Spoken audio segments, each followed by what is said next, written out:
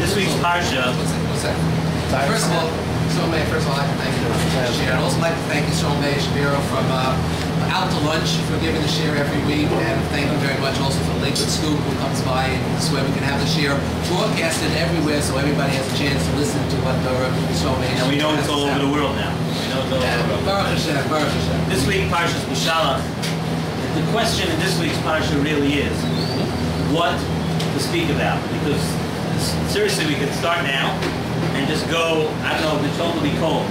We could talk about Kriyas Yamsuf, Yetzias Mitzrayim, Kriyas Yamsuf, the Shira, Mon, Shabbos, Amalek.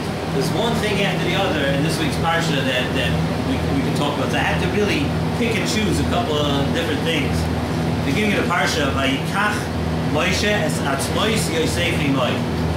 Moshe, when they were leaving Mitzrayim, the Pasuk tells us that Moshe took along the bones, he took the coffin of Yosef with him.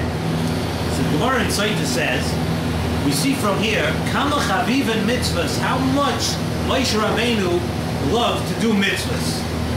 Everybody, we know when they were leaving Mitzrayim, everybody was busy with taking the loot and the booty of Mitzrayim, and they were going from house to house, and they were taking things. But Moshe Rabbeinu, what was he busy with? Moshe Rabbeinu was busy with taking the Atzmas Yosef. So we see how much Moshe Rabbeinu loved doing mitzvahs. So first of all, how did Moshe Rabbeinu know? How did Moshe Rabbeinu know where Yosef was buried? How did he had to find the Aron? So just as an introduction, let me tell you, the Tosfos says, over there in Saita, we just mentioned, Tosfos says that Moshe Rabbeinu went to Serach Bas Asher, who is from the last surviving people of the generation of Yosef, and asked him, and Serach Bas Asher told him that the Mitzrayim took the bones of Yosef, took the coffin of Yosef, and put it in the Nile River, put it in the Nilus, because they wanted it to be a bracha in the Nile, and then they sunk it, it went down in the Nile River. So Moshe Rabbeinu went to the Nile, he went to the Nilus, and he said the following thing. He said, listen, Yosef, the time has come that HaKadosh Baruch Hu is going to fulfill his promise to Avraham Avinu that we're going to get out of Mitzrayim now, and the time has come now where we're going to fulfill the promise to you, to Yosef, and either you come up now or we're scot-free. We don't have any obligations to you anymore.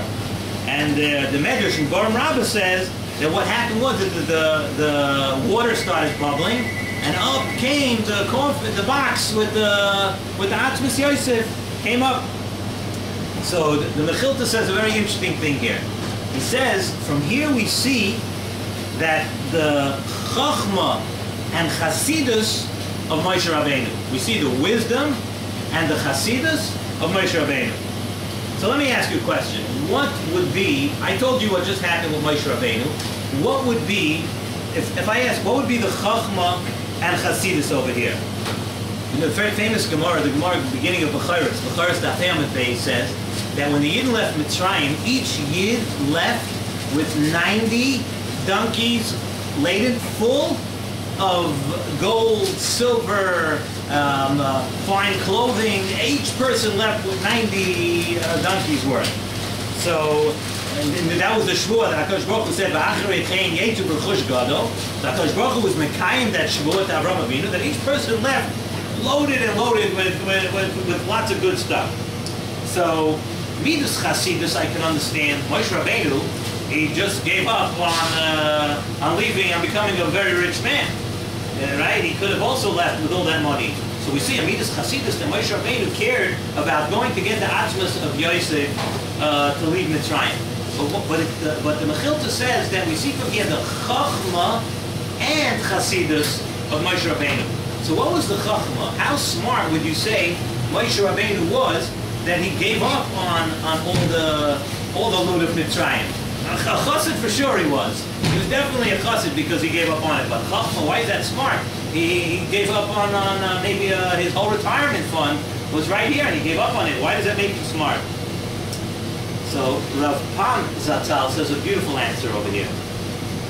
He says that when the Yidden got to the Yam Suf, the Yam Suf was supposed to split. At first, the Yam Suf did not want to split. That's why we say in Hallel, Hayom Rav Hayonos, that afterwards the Yam saw something and then ran away. It split. What did the Yam saw? So we darshan, the Alter Shimoni said that what it saw, that Aroin Shel Yosef. The Yam saw, the Aroin Shel Yosef, the Yam saw, and then it split open. So there are